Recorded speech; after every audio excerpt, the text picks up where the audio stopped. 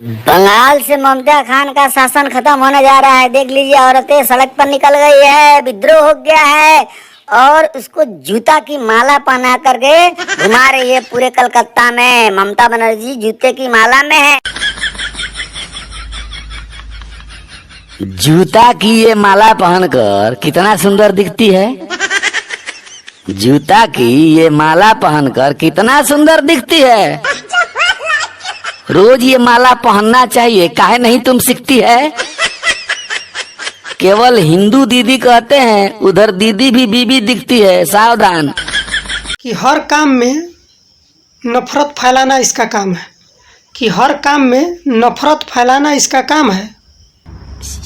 मुसलमान लगते हैं इसका जीजा, इसीलिए तो कर रहा बदनाम है। जाने दो, साला लगता है मजाक करने की आदत है इसकी, लेकिन इसको सोचना चाहिए। इसकी दीदी की बेटी अपनी भतीजा से शादी कर ली। अबे यार, आज हमको कन्फर्म हो गया कि तू गोबर खाकर ही पैदा लिया है। अपनी दीदी की बेटी को समझा जरा, अपने भतीजा से शादी क्यों कर ली। सुन लो तो जरा। आजकल का प्यार देखो भाई लोग, पूरे भतीजा से प्यार हो जा रहा है। ये कैसा प्यार है भाई? ऐसे तो भतीजा लगते हैं आपके। अच्छा, तो मुंबई में आप काम करती थी, हाँ। तो कैसे इनसे प्यार हो गया कि आकर बिहार में शादी कर ली?